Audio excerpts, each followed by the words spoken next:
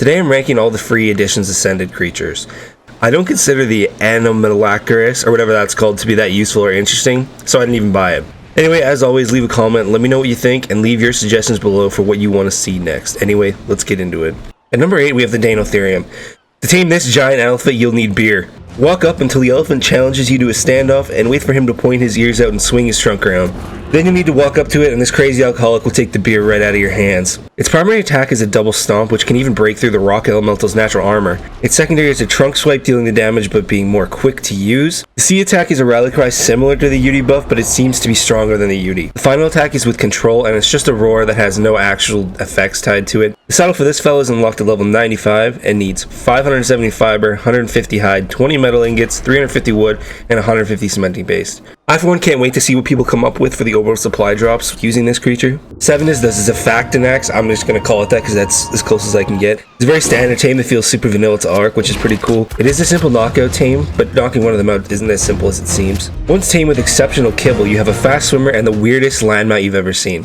It can jump out of the water and flop around while still being able to bite and grab smaller creatures like dodos or lystros. In and out of the water, it has a standard bite attack as well as a secondary that allows you to bite and hold on to anything under 230 drag weight. When it's low enough health, this terrifying fish will swallow your enemy whole. Its secondary attack also inflicts a bleed to all enemies, making it a possibility for underwater alpha fights.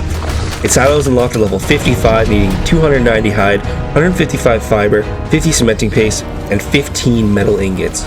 Next, at number 6, we have the Deinosuchus. To tame this beast, get some ghillie and wait for him to open his big old mouth. Run up with your taming food and shove it into his mouth, then get ready for the jump scares. And repeat this process over and over until it's tamed. Its primary attack is a bite. He also has a tail swipe and a gigabyte that does a ton of damage to your enemy. The Deinosuchus is also an exceptionally good swimmer, and a mind easily takes the spot of the Sarcosuchus. This massive croc can also bite in any direction with its Omni movement attack. Saddle for this guy is unlocked at level 74 and requires 200 fiber, 380 hide, and only 50 metal. At number 5, we have the Ceratosaurus. The Ceratosaurus is a mid-tier carnivore that only has a few cool abilities. But first you have to tame one. You'll need to kill a few Ceratos for their spikes and then craft these hemoglobin cocktails. Once you've done that, you'll have to feed it to one of your own tames. Hopefully one with high health and a good saddle. I'm using the Jack Trike to demonstrate. Then feed your creature this pink juice and it will start to get drunk. Once it reaches your 100% and it's hammered, now you can passively tame it with raw mutton. Once tamed, the Ceratosaurus has a normal bite for its primary and a bleed inflicting bite with its secondary. The secondary is actually pretty useful because it heals a percentage of health to all creatures in the area relative to the damage you're dealing out. Cerata also has the sprint ability that adds speed the longer you sprint, being able to run through some of the destructible things like trees. You can also charge your secondary attack to do more damage, but I haven't found it to be worth the use. Unlocked at level 60, the saddle is pretty cheap compared to some of the other mid-game tames, needing only 270 fiber, 130 hide, and 20 metal ingots. At number 4, we have the Archelon. The Archelon is another cool addition into the base arc, giving you a tanky little submarine that is invulnerable to jellyfish. That's right, gone are the days of being stunned under the mouth back with this new sea turtle in your ranks. It also received a jellyfish killer buff when killing jellyfish. The Archelon is a passive tame that makes it a rather simple tame, using it to feed biotoxin or superior kibble in your last item slot. Once it's tamed, you'll have the ability to passively produce Archelon algae, which is used to create this sushi, which will up the taming effectiveness on any creature you've accidentally hit. Overall, the Archelon fits really well into Arc, especially on the island in the center, but it's super limited to those maps since it doesn't spawn on Scorched, or as far as I know, Aberration. The saddle is pretty average, requiring level 76 and 600 fiber, 850 hide, 200 metal, 250 wood. At 3 of the Brachy, and honestly as I'm making this list, I feel like I should put it higher, but for now it stays at 3. The Brachiosaurus is a massive creature with a super unique taming method. First you'll need to get it up on its hind legs and shoot its back legs, preferably an advanced rifle to avoid losing taming effectiveness, like I did here. Once knocked out, the best food for it is exceptional kibble or veggies.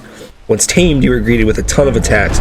First is the frontal stomp, which is the standard attack, dealing a decent amount of damage. Then there's a rear kick as a secondary. There's also a C, which makes it go into bipedal mode. By using your main attack in this stance, it does a ton of damage. Control activates the UD roar on steroids, allowing you to even fear roar gigas. That's right, gigas. R also allows you to cycle efficiencies for harvesting, which the Brachy is actually a pretty good harvester, even being able to gather a ton of metal. It also produces massive animal crap, which produces a ton of fertilizer and a dung beetle. The saddle is unlocked at level 70, requiring 235 fiber, 500 hide, 75 metal. You do need decent gear to tame this beast, or else it may even be higher on this list. At number 2, we have the Heliocopteran. The Heliocopteran would be a creature I overlooked before making this video, but it's actually super useful, and not for the reason that seems obvious. Although he suffers from a minor case of the uglies, this shark is also immune to the Animite effect. Its obvious feature is its ability to turn weapons into blueprints with a success rate relative to melee damage. However, I actually think it's more useful for taming. Its bite attack may be weak, but its tail attack does a very good amount of torpor. This crazy ratfish actually might be my new go-to for underwater taming, especially with megalodons. The taming method for this guy is rather simple, as long as you have some ammonite bile and a Tuso tentacles lying around. Once you feed the ratfish with its favorite treat, it will show this effect and spawn a few level 1 megalodons to attack you, just to keep you on your toes. The saddle is kind of expensive, being unlocked at level 91 and requiring 250 fiber, 400 hide, and 75 metal ingots.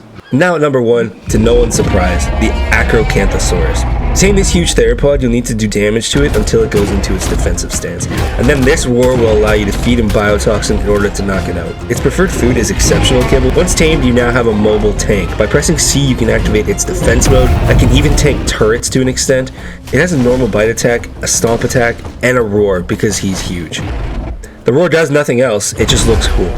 It also has a rage meter that when full, you activate an adrenaline mode with your jump button.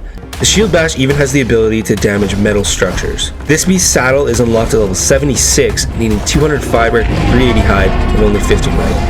That's the end of my list, and as always, let me know what you think, where did I go wrong, what's too high, what's too low, and we'll see you in the next one.